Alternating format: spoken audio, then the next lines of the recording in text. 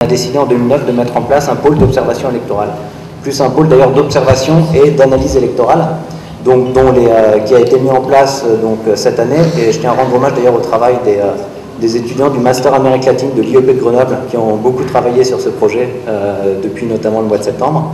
Et ce pôle a commencé ses activités à travers une première mission d'analyse électorale qui a été mise en place en Bolivie il y a quelques semaines, comme vous l'a dit Olivier Daben tout à l'heure, je ne vais pas y revenir. Et je vais seulement vous donner quelques précisions sur nos objectifs à travers ce premier schéma. Donc, comme vous le savez tous, il y a de différents objectifs à l'observation et à l'analyse électorale. Un premier objectif qui est un objectif d'accompagnement démocratique et des processus démocratiques, sachant que pour 2010, l'objectif de l'OPALC n'est pas de faire du contrôle parallèle des résultats électoraux et de faire de l'appui à la démocratie. Ça, on le laisse à l'Union européenne, par exemple, ou à l'OEA qui le font avec un grand sérieux. L'objectif principal de l'OPALC, notamment pour 2010, ce sera de produire des propres données et faire de l'analyse électorale à travers des données de première main. Donc pour l'instant, les travaux qu'on fait sont plus des travaux à partir de données de seconde main et à partir des résultats des élections. Ce qu'on va essayer de faire notamment en 2010, c'est produire des analyses à partir de questionnaires qu'on va appliquer nous-mêmes, notamment dans le cas, on va le voir, du Brésil en 2010. Et bien sûr, le troisième objectif, c'est de diffuser le plus largement possible nos résultats et de publier sur le site les données qu'on va produire pour permettre aussi un propre contrôle de nos activités par les lecteurs et de produire nos propres interprétations des résultats et notamment particulièrement du comportement électoral en Amérique latine et des grandes mutations du comportement électoral. Donc, pour ce faire, l'Observatoire politique de l'Amérique latine a mis en place, avec notamment l'appui de l'IEP de Grenoble, ce petit cycle. Alors je ne vais pas rentrer dans les détails, c'est un cycle en plusieurs étapes, et pour vous dire que finalement les missions d'observation et d'analyse électorale de l'OPALC s'inscrivent dans ce qu'on appelle la troisième génération d'observation électorale. Donc il y a eu une première génération qui était plus une observation par certaines personnalités politiques, qui avait un aspect beaucoup plus symbolique. Ensuite, il y a eu une certaine professionnalisation des processus d'observation à travers une observation des élections en elles-mêmes. Et cette troisième génération, c'est une observation non seulement du moment électoral, mais aussi une observation en amont de la préparation des scrutins, et donc d'un suivi électoral.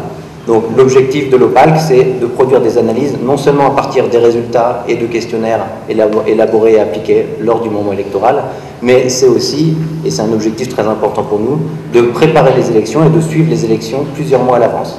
Et on va le voir dans le cas du Brésil, qui est notre première grande mission, grand projet d'observation et d'analyse électorale, où on a mis en place, à partir d'il y a une semaine, nous avons lancé le processus de suivi et d'accompagnement des élections.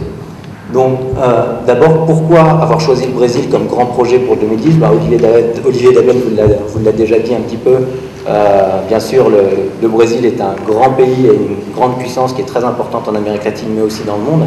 Et on le voit à travers les différentes organisations internationales. Et le Brésil aura un rôle particulier dans les années à venir, comme l'a dit Olivier Daben, en tant qu'État tampon en termes de relations internationales. Et donc, on a vu que le Brésil a un dirigeant assez exceptionnel en ce moment, la personne de Lula, et qui arrive à maintenir des relations très importantes et très stables avec des interlocuteurs de formations politiques diverses. Et un des enjeux, ce sera de voir un petit peu ce qu'il en sera de l'après-Lula. Qui va remplacer Lula et comment va se passer cette transition. Donc il y a des enjeux au niveau international, il y a des enjeux de ces élections aussi environnementaux qui vont être importants. On en parle beaucoup en ce moment et le Brésil est un État très important pour le maintien des enjeux climatiques et environnementaux. Il y a des enjeux économiques et sociaux parce qu'il y a eu, c'est un bilan de 8 ans de Lula au Brésil, mais avant les 8 ans de Lula, il y a eu 8 ans aussi d'un autre président qui, dans un style différent, était aussi exceptionnel, puisqu'il s'agissait du sociologue Fernando Henrique Cardoso. Et donc, il y a une certaine aussi stabilité au niveau interne du Brésil, avec des alternances de 8 ans. Et un des enjeux pour 2010, ce sera de voir justement si on se confirme ces alternances, ces cycles de 8 ans, ou si le Parti des travailleurs arrive à s'imposer au pouvoir au Brésil, au-delà de la figure et de la personne de Lula. Donc ce sera un enjeu qui sera aussi important d'observer. Et un dernier enjeu qui est beaucoup plus propre à nos analyses électorales, ce sera d'essayer de voir les mutations, notamment du comportement électoral, et particulièrement du comportement de certaines minorités de la population, et du côté de l'offre politique, essayer de mettre à jour un éventuel renouvellement des forces politiques et renouvellement du personnel politique. Et ces questions de renouvellement vont nous inciter à travailler aussi sur les questions du système électoral et de la réglementation électorale, et voir si le renouvellement se traduit par une certaine féminisation de la vie politique brésilienne. C'est que le Brésil, s'il est en avance dans de nombreux domaines, est particulièrement et malheureusement stable en termes de féminisation de sa vie politique, avec un taux de femmes de 8% stabilisé entre 8 et 10% de ces dirigeants, que ce soit les élus au niveau municipal ou au niveau national, et un renouvellement aussi en termes générationnels avec l'arrivée de jeunes hommes politiques au pouvoir, et peut-être la sortie du pouvoir de certains, disons, caciques traditionnels, mais de personnes politiques qui sont au pouvoir et qui occupent les postes de pouvoir depuis même la période de la dictature, voire même depuis avant 1964. Donc c'est certains enjeux qu'on va essayer de mettre à jour, et pour cela on a prévu 3 phases dans notre mission d'observation. Donc un suivi électoral qui a commencé le 15 décembre, que vous pouvez suivre sur le site de l'OPAL, qui est sur le site d'un de nos partenaires, qui est le groupe de recherche interdisciplinaire sur le Brésil, avec par exemple hier soir une première analyse qui a été mise en ligne, qui revient sur les différents scandales de corruption qui ont entaché la vie politique brésilienne depuis 2005.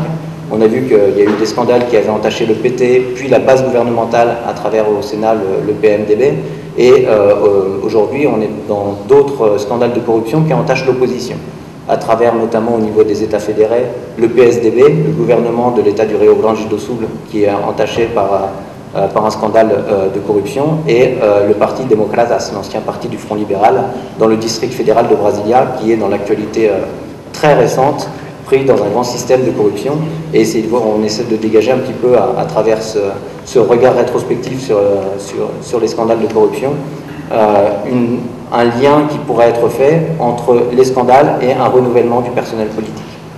Et donc ce suivi électoral qui ne va pas porter que sur la corruption, rassurez-vous, mais on va aussi faire un suivi sur l'ensemble des règles électorales et différentes thématiques qui sont considérées comme importantes pour cette campagne électorale, au niveau économique, social, international et environnemental. Et donc dans un second temps, et c'est là où la mission va prendre plus d'ampleur, l'OPAL va envoyer un groupe d'observateurs pour appliquer des questionnaires et pour produire des données au Brésil lors des élections d'octobre 2010, donc du 3 et du 31 octobre 2010. Et donc dans un dernier temps, on va bien sûr produire des analyses et des interprétations des données qui auront été récupérées, et organiser à la suite de ces élections un colloque international pour faire le bilan de l'après-Lula finalement. Qu'en est-il de l'après-Lula? Qu'en est-il aussi de Lula en tant que grande figure internationale? Quel va être l'avènement de cette grande personnalité? Est-ce qu'il va continuer à jouer dans la politique dans l'ombre, ou est-ce qu'il va partir dans de nouvelles responsabilités, peut-être au niveau international?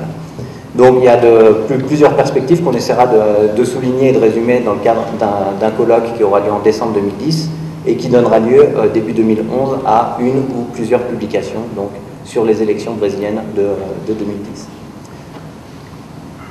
Et ben voilà, c'est... Merci.